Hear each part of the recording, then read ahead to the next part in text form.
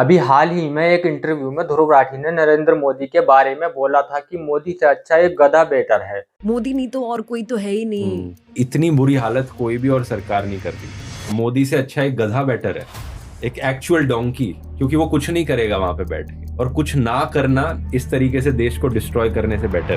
एक actual donkey. अब काफी लोग उन्हें क्रिटिसाइज कर रहे हैं, ध्रुव राठी को देशद्रोही कह रहे हैं। अब देश में एक ग्रुप ऐसा है जो मोदी जी को भगवान मानता है। वो लोग कहते हैं मोदी जी भगवान हैं हमारे, हम उनकी पूजा करते हैं। वहीं एक ग्रुप ऐसा भी है जो उन्हें विलन मानता है। वो ये मानता है जब से मोदी सरकार आई रोजगार खत्म हो गया, महंगाई आसमान छू रही है। लेकिन 2019 में ऐसा नहीं था। उस टाइम इन्हें सारे लोग तो नहीं लेकिन बहुत बड़ी संख्या में लोग इन्हें हीरो ही मानते थे। हमारे प्रधानमंत्री श्री नरेंद्र मोदी का कैसे कुछ सालों में ऐसा क्या हुआ जिसके बाद बीजेपी को और नरेंद्र मोदी को लोग क्रिटिसाइज करने लग गए। आइए जानते हैं आज की इस वीडियो में और समझते हैं कि क्या वाकई में लोग अब मोदी सरकार धीरे धीरे किनारा करने लगे हैं। तो वीडियो को शुरू करते हैं। हेलो दोस्तों, मैं फराज सैयद और स्वागत है आपका मेरे यूट्यूब चैनल पर। साल 2014 तक सेंट्रल में कांग्रेस की सरकार थी और नरेंद्र मोदी को सिर्फ गुजरात के लोग ही जानते थे। 2014 में जब सेंट्रल के इलेक्शन आए तो बीजेपी ने पहली बार नरेंद्र मोदी को पीएम का फेस बनाया और इसके बाद खूब कैंपेन चलाए गए कि मोदी जी को लाने वाले हैं, अच्छे दिन आने वाले हैं। हर एक जगह मोदी जी के पोस्टर लगाए गए, लगे पूरे इंडिया में। मोदी जी की 3D वीडियो चलाई गई जहां पर मोदी जी के भाषण डिजिटली चल रहे थे। साथ में बीजेपी ने कुछ ऐसे भी एड्स बनाए थे, महंगाई को लगातार बढ़ाने वालों जनता माफ नहीं करेगी, बिजली के लिए तरसाने वालों जनता माफ नहीं करेगी, हमारी बेटियों की सुरक्षा ना दे पाने वालों जनता माफ नहीं करेगी, युवाओं को बेरोजगार रखने वालों जनता माफ नहीं करेगी। चलो हालात बदलें, देश की सरकार बदलें, 15-15 लाख रुपए खाते में आएंगे। ये सारी मार्केटिंग के बाद बीजेपी ने ये चीज क्लियर कर दिया था, अगर बीजेपी जीतेगी तो नरेंद्र मोदी ही पीएम बनेंगे। साथ में मोदी को एक हीरो के जैसे प्रेजेंट किया गया था। बाद में 2014 इलेक्शन का रिजल्ट आया और बीजेपी पूर्ण बहुमत से सरकार बना लेती है। नरेंद्र मोदी अब देश के पहली बार पीएम बनते हैं और जब वो पीएम बनते हैं तो शुरू में 1-2 साल तो सही चल रहा था, लेकिन इसके बाद सबसे पहले इन्होंने नोटबंदी कर दी। और नोटबंदी कोई छोटी बात नहीं थी, ये काफी बड़ा फैसला था। असल में नरेंद्र मोदी एक दिन आते हैं और कहते हैं कि अब से 500 और 1000 के नोट बंद हो रहे हैं, ताकि अमीरों ने जो ब्लैक मनी छुपाई है वो सामने आ जाएगा, इसीलिए हम नोटबंदी कर रहे हैं। नोटबंदी के बाद लोगों को लगा कि ये सही डिसीजन था, लेकिन बाद में गरीब ही परेशान हो जाते हैं। जब इनको लाइन में लगना पड़ जाता है, बैंकों में लंबी लंबी लाइनें लगती हैं। नरेंद्र मोदी का ये डिसीजन गरीब लोगों को बिल्कुल पसंद नहीं आया। बहुत ज्यादा परेशान होते हैं लोग, लाइन लगाते हैं, अपने सारे काम छोड़ के लोग बैंक में लाइन लगाकर पूरा पूरा दिन खड़े रहते हैं। इसी टाइम पर मोदी सरकार ने एक और फैसला लिया जिसका नाम था जीएसटी, जिसके आने के बाद गरीब ही पिसता है। जीएसटी आने के बाद लोगों को और ज्यादा प्रॉब्लम बढ़ गई, क्योंकि अभी चीजें और ज्यादा महंगी मिलने लगी थी। तो लोग कहने लगे कि सरकार ये तो गलत कर रही है। अब इसी समय लोग नरेंद्र मोदी को क्रिटिसाइज करते हैं, क्योंकि इनके डिसीजन पर सवाल खड़े हो रहे थे और लोग परेशान हो रहे थे। आम आदमी, गरीब आदमी परेशान हो रहा था। अब लोग सरकार को क्रिटिसाइज करते, इससे पहले ही मीडिया आती है सामने और फिर शुरू होता है मीडिया का खेल। मीडिया इस समय मोदी जी की इमेज इतनी ज्यादा चमका देती है कि लोग नोटबंदी, जीएसटी सब भूल जाते हैं और लोग मोदी जी को फिर से हीरो मानने लगते हैं। सब लोग, ये वो लोग हैं जो मैंने आपको शुरू में बताया था, वो ग्रुप जो मोदी जी को भगवान मानता है। अब आगे बढ़ते हैं। 2014 के उस कैंपेन के बाद सबको लग रहा था कि कांग्रेस इतने साल बाद गई है, पूर्ण बहुमत की सरकार आई है, अब मोदी जी को लेकर आए हैं तो कुछ अच्छे दिन आने वाले हैं। पर ऐसा कुछ हो नहीं रहा था। फिर भी लोगों को भरोसा था, क्योंकि न्यूज चैनल लगातार मोदी जी की इमेज को चमकाने पर लगी थी। न्यूज चैनल के साथ साथ सारी चीजें मोदी जी के इस तरीके से एडवर्टाइज कराई गई कि ये लोग मोदी जी को भगवान मानने लग गए। वो समय था जब सारी जगह मोदी वेव आ गई, जब देश का सबसे बड़ा स्टेडियम गुजरात में बना तो उसका नाम भी नरेंद्र मोदी स्टेडियम रख दिया गया। जैसे इस स्टेडियम को नरेंद्र मोदी जी ने ही बनवाया है। मोदी जी का जो पद है, ये पीएम का पद है, ये 5 साल के लिए होता है। एक तरह से ये एक जॉब में आए हैं। ये जॉब है इनकी, यहाँ पे आके इनको काम करना है। अब जनता के लिए जितने ज्यादा अच्छे काम कर सकते हैं ये करें, क्योंकि इनका काम है देश को ऊपर लेके जाना। ये जितना भी ऊपर लेके जा सकते हैं जाएं, क्योंकि 5 साल के लिए इनको जॉब पर रखा गया है। इनकी सैलरी करीब 1,60,000 से करीब 1,66,000 रुपए के करीब होती है। मतलब कि जो पीएम है वो एक जॉब ही है, जिसको जॉब पर रखा गया है, सैलरी बेसिस पर रखा गया है, जो लोगों के लिए, आम लोगों के लिए काम करेगा। यहाँ पे क्या किया जाता है, यहाँ पे पीएम के नाम पर स्टेडियम बना दिए जाते हैं, नरेंद्र मोदी स्टेडियम, जबकि पीएम ने उसके पैसे नहीं दिए, वो हमारे टैक्स के पैसे से ही बना है। जो टैक्स आप लोगों ने दिया है उसी का बना है स्टेडियम। उसका नाम नरेंद्र मोदी रख दिया जाता है ताकि लोगों को लगे कि ये मोदी जी ने बनवाया है, और इसके बाद इनकी मार्केटिंग हो जाएगी और इनकी वेब चलती रहेगी। इंडिया में वैसे भी लोग सुपरस्टार और क्रिकेटर को भगवान ही मानते हैं, जैसे अमिताभ बच्चन, रजनीकांत, शाहरुख खान, सचिन तेंदुलकर, विराट कोहली और बहुत सारे लोग हैं जिन्हें लोग भगवान मानते हैं। वैसे ही सेम मोदी जी ने किया, एक ऐसी वेव लाए कि लोग पॉलिटिशियन को भी भगवान मानने लगे। मोदी जी के पीएम बनने के बाद लोग पॉलिटिशियन को भगवान मानने लग गए, और 2019 तक तो हालात ये हो गई कि कुछ लोगों को तो यहाँ तक कहना था कि अगर बीजेपी के टिकट पर किसी कुत्ते को भी खड़ा कर दिया जाए तो हम उसे जिता देंगे। ये सच है, कोई भी आएगा उसको भी जिता देंगे। तो यही तो अंधविश्वास है लोगों के दिमाग में जो भर दिया गया है। सोचिए, लोग ये तक कहने लग गए थे कि बीजेपी सीट से अगर कुत्ता भी खड़ा होगा तो उसको भी हम जितवा देंगे, क्योंकि ऊपर मोदी बैठे हुए हैं। इतनी ज्यादा हाइट में 2019 का इलेक्शन आता है, और ये इलेक्शन ऐसा था कि बीजेपी ने इस इलेक्शन में ऑल टाइम हाईएस्ट सीट हासिल की थी, 203 सीट। पूरे देश में एक भी राज्य ऐसा नहीं था जहां कांग्रेस को 10 से ज्यादा सीटें मिली हों। ये इतिहास में पहली बार हुआ था जब बीजेपी को 300 से ज्यादा सीट मिली थी, और इन्होंने सारे रिकॉर्ड तोड़ दिए थे। मोदी जी इस टाइम टॉप में पहुंच गए थे। 2019 में तो मानो बीजेपी की लहर चल रही हो, लोग बीजेपी को बहुत पसंद करते थे, और बीजेपी को नहीं, लोग नरेंद्र मोदी को पसंद करते थे। मोदी के दम पर सारे सांसद विधायक बनाए जा रहे थे। जितने भी राज्यों के इलेक्शन हो रहे थे, अधिकतर इलेक्शन बीजेपी जीत गई थी, क्योंकि इस टाइम मोदी वेव चल रही थी, और जो भी विधायक एमएलए का चुनाव लड़ता था कोई भी जीत जाता था, चाहे वो कोई भी लड़े। पहले इस समय बीजेपी के जो सपोर्टर थे मोदी जी को भगवान ही मानने लग गए थे, लेकिन जो नॉन बीजेपी सपोर्टर थे वो बीजेपी को सपोर्ट करने लगे थे कि यार मोदी जी काम तो सही कर रहे हैं, क्योंकि न्यूज चैनल में तो मोदी जी का काम ही दिखाया जा रहा था। मगर 2019 का साल निकलता है, 2020 आता है, और 2020 में आया कोविड। कोविड के कारण सारा देश एकदम से बंद हो गया। बचाने के लिए पूरे देश में लॉकडाउन लगाया गया। जब कोविड के बाद पूरा देश बंद होता है तो लोगों के पास कोई काम नहीं था, सारी चीजें बंद हो गई थी। तो लोग इस समय क्या करते, वो कभी टीवी देखते, टीवी से बोर हो जाते थे तो वो मोबाइल फोन उठाते और मोबाइल में यूट्यूब चलाते।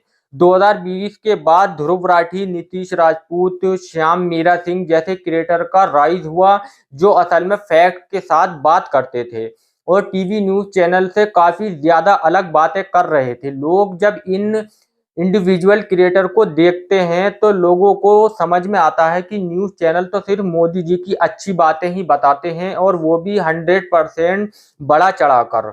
लोगों को समझ में आया कि मोदी जी की जो खराब बातें हैं वो तो बताई ही नहीं जा रही, और अच्छी बातें भी ढंग से नहीं बताई जा रही। ये सारी चीजें जब वो होती हैं तो 2021-22 में लोग न्यूट्रल होना स्टार्ट कर देते हैं। लोगों को समझ में आता है कि ये तो फेक खबर फैला दी गई है, मोदी जी कोई गॉड नहीं है, वो भी नॉर्मल पॉलिटिशियन ही हैं। अब लोग थोड़ी कॉन्शियस होते हैं, उन्हें समझ में आता है कि मोदी जी भी एक लीडर हैं, राहुल गांधी भी एक लीडर हैं और राहुल गांधी भी अच्छे लीडर हैं। लोगों को अभी तक लग रहा था कि मोदी जी भगवान हैं, बाकी कोई और लीडर हो ही नहीं सकता। वही अब रहेंगे हमेशा। 2020 के बाद बीजेपी की भी प्रॉब्लम बढ़ गई। इलेक्शन से पहले ही ये इनॉग्रेट कराते हैं राम मंदिर को, और सबसे मेन यही इन्होंने सारी चीजें की। राम मंदिर में जाकर हमारे लाडले प्यारे प्रधानमंत्री जी मूर्ति का स्पर्श करके उन्हें प्रतिष्ठित करेंगे। गर्भगृह में वो लोग रहेंगे और बाहर ताली बजाते हुए शंकराचार्य रहेंगे। अब राम मंदिर में ये सारी चीजें करने से बीजेपी को लगा कि मोदी वेव एक बार फिर से आ जाएगी, क्योंकि उन्होंने एक बार फिर से दिखा दिया है कि ये सब मोदी जी ने किया। एक बार फिर से उन्होंने न्यूज चैनल में ये दिखाया, क्योंकि लोगों का न्यूज चैनल से भरोसा उठ गया था। इसीलिए अब लोग न्यूज को वेरीफाई करने के लिए लोग इंडिविजुअल क्रिएटर को भी देख रहे थे। लोगों ने जब सोशल मीडिया में क्रिएटर को देखा तो 2024 में लोगों को पता चला कि शंकराचार्य तो गए ही नहीं हैं। राम मंदिर के इनॉग्रेशन में देश में हिंदू धर्म के सबसे बड़े लीडर शंकराचार्य जी बनाए गए हैं। वो राम मंदिर इनॉग्रेशन में नहीं जाते, क्योंकि उन्होंने बोला कि ये पहले किया गया है और ये गलत है। बाद में जब बीजेपी और शंकराचार्य का कॉन्फ्लिक्ट हुआ तो लोगों ने शंकराचार्य को ही सपोर्ट किया, क्योंकि वो शंकराचार्य हैं। अब न्यूज चैनल कितना भी बीजेपी का सपोर्ट कर ले, 100 गुना ज्यादा अच्छा दिखा ले, लेकिन लोग इसको वेरीफाई कर रहे थे और लोग दूसरा सपोर्ट कर रहे थे। इसलिए 2024 में जब सेंट्रल के इलेक्शन आए तो बीजेपी को 240 सीट मिलती है, जो ऑल टाइम लो थी। जब से नरेंद्र मोदी इलेक्शन लड़ रहे हैं पीएम का 2014 से, तब से लेकर आज तक इतनी कम सीटें इन्हें कभी नहीं मिली थी। जिस चीज से ये लड़ रहे थे वाराणसी में, वहां पे भी लगभग 1,50,000 वोट से जीते थे, जो ऑल टाइम लोएस्ट जीत थी। नरेंद्र मोदी देश के पीएम तो बन गए हैं, लेकिन इस तरह से लोग उन्हें सपोर्ट नहीं करते जैसे 2014 और 19 में किया करते थे। अभी तो लोग इन्हें क्रिटिसाइज भी करते हैं। ध्रुव राठी जैसे क्रिएटर तो कुछ ये भी बोल रहे हैं नरेंद्र मोदी के बारे में कि मोदी से अच्छा एक गधा बेटर है, एक एक्चुअल डोंकी। वो कुछ नहीं करेगा वहां पे बैठ के, और ना कुछ करना। इस तरीके से देश को डिस्ट्रॉय करने से बेटर है। एकदम से देखने को मिलता है कि लोग नरेंद्र मोदी को क्रिटिसाइज करने लग गए हैं, जबकि 2014 और 2019 में ये नहीं हो रहा था। लोगों का सपोर्ट एकदम से दूसरी तरफ आया है और लोग न्यूट्रल भी हो रहे हैं। बीजेपी को नई चीजें करनी पड़ रही हैं और एकदम से क्रिटिसिज्म आ चुका है। देखिए, सबसे पहला रीजन तो ये है कि इंडिविजुअल सोलो यूट्यूब का राइज हुआ है, जिसके चलते काफी ज्यादा लोग अब न्यूज चैनल के बजाय यूट्यूब इन्फ्लुएंसर को देख रहे हैं। 2019 के टाइम आपको याद होगा जब इंडिया ने सर्जिकल स्ट्राइक की थी, तो न्यूज चैनल ने इसको कितना ज्यादा बड़ा चढ़ाकर दिखाया था और लोग मोदी जी को भगवान मानने लगे थे, क्योंकि उन्होंने सर्जिकल स्ट्राइक करवाई। वही 2025 में हमें फिर से देखने को मिला। इंडिया ने ऑपरेशन सिंदूर लॉन्च किया, जिसके ऊपर न्यूज चैनल ने न्यूज देना स्टार्ट किया, वीडियोस बनाना स्टार्ट किया। पर 2025 में कहानी कुछ डिफरेंट थी। इस बार लोग न्यूज पर भरोसा नहीं कर रहे थे, क्योंकि न्यूज वाले कुछ भी दिखा रहे थे। ये लोग तो कह रहे थे कि इंडिया ने कराची पर कब्जा भी कर लिया। सबको पता था कि न्यूज कुछ भी दिखा रहा है। हाँ, लोगों को ये पता था कि ऑपरेशन सिंदूर सही है, हुआ है, इंडिया पाकिस्तान पर जीत रहा है। लोगों को ये पता था कि न्यूज जो है 100 गुना ऊपर दिखा रही है। यही रीजन था कि ऑपरेशन सिंदूर की भी चीजें लोगों ने यूट्यूब पर जाकर देखी, नीतीश राजपूत के चैनल पर जाकर देखी, ध्रुव राठी के चैनल पर जाकर देखी, अभिसार शर्मा के चैनल पर जाकर देखी, रवीश कुमार के चैनल पर जाकर देखी। इंडिविजुअल क्रिएटर के साथ साथ आज कुछ न्यूज चैनल भी आ चुके हैं और ये क्रिटिसाइज कर रहे हैं गवर्नमेंट को। और अगर गवर्नमेंट गलत कर रही है तो अर्नब गोस्वामी रिसेंट टाइम में इसका ग्रेट एग्जाम्पल है, जो काफी क्रिटिसाइज कर रहे हैं। अगर बीजेपी कुछ भी गलत करती है तो ये तुरंत क्रिटिसाइज करने लग जाते हैं। सारी चीजें देखकर लोग अब जो एकदम से ट्रस्ट लूज कर चुके हैं बीजेपी की तरफ से, और इसलिए इनका ट्रस्ट न्यूट्रल की तरफ आ रहा है या दूसरी तरफ आ रहा है। लोगों को अब ये बात समझ में आ गई है। केजरीवाल को जेल में डालना, इलेक्टोरल बॉन्ड का वो पूरा केस होना, ये सारी चीजें गलत है, लोगों को समझ में आ गया है। ये फेयर तो नहीं है। इलेक्शन के समय एक पार्टी को ज्यादा फंडिंग मिल जाना और एक पार्टी को कम मिलना, ये बहुत ही गलत है, क्योंकि एक पार्टी ज्यादा पैसे खर्च कर रही है एडवर्टाइजिंग में। 2020 के बाद तो ये भी देखने को मिला कि बीजेपी खुद की पार्टी में भी एक भी ऐसी चीज कर रही है जो किसी ने कभी नहीं सोची थी। मध्य प्रदेश के अंदर लगातार यहाँ शिवराज सिंह चौहान मुख्यमंत्री बन रहे थे, लेकिन 3 बार के बाद 15 साल के बाद अभी जब ये मुख्यमंत्री बनते हैं तो इनको सीट ही नहीं दी जाती है। यहाँ पर मुख्यमंत्री बनाया जाता है मोहन यादव को। ऐसे ही दिल्ली के अंदर रेखा गुप्ता जो पहली बार विधायक बनी हैं, उनको मुख्यमंत्री बना दिया गया और लोग शौक रह गए कि देश की राजधानी में ऐसी मुख्यमंत्री बनाई गई जो पहली बार विधायक बनी है। ये सारी चीजें से लोगों को समझ में आ गया कि सारी चीजें मोदी जी कंट्रोल करना चाहते हैं। वो ये भी नहीं चाहते कि कोई उनकी पार्टी का खुद से भी कोई डिसीजन ले सके। लोगों के सामने जब ये सारी चीजें आती हैं, चाहे वो इलेक्टोरल बॉन्ड हो, चाहे वो केजरीवाल को जेल में डालना हो, या फिर ये सारी चीजें रेखा गुप्ता जी को सीएम बनाया जाना, यही वो मोमेंट था जिसके बाद लोगों का और ट्रस्ट उठने लग जाता है नरेंद्र मोदी की तरफ से। और भी अभी काफी लोग हैं जो इन्हें क्रिटिसाइज करने लग गए हैं। लोग ऑपोजिशन को भी देख रहे हैं और लोगों को समझ में आ रहा है कि राहुल गांधी भी कोई पप्पू नहीं है, ये फालतू बातें नहीं करते, ये भी सही बातें करते हैं। मतलब सेम टाइम में जब नरेंद्र मोदी का डाउनफॉल आ रहा है तो लोग अपोजिशन को भी देख रहे हैं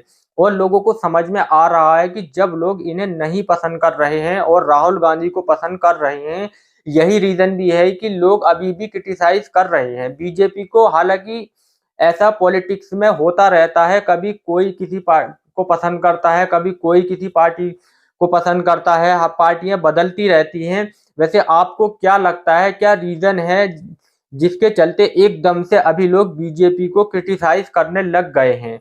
अब लोग सवाल पूछने लग गए हैं, थोड़ी हेट भी दिखा रहे हैं लोग कि आप गलत कर रहे हो। आपको क्या लगता है, कमेंट सेक्शन में हमें अपना व्यू जरूर बताएं। अगर आपको वीडियो पसंद आया हो तो वीडियो को लाइक करें और ज्यादा से ज्यादा अपने दोस्तों में शेयर करें, और ऐसे इंफॉर्मेटिव वीडियो देखने के लिए हमारे चैनल को सब्सक्राइब करें। तो मिलते हैं आपसे फिर एक नई कहानी के साथ एक नए वीडियो में। तब तक के लिए आपका शुक्रिया, धन्यवाद।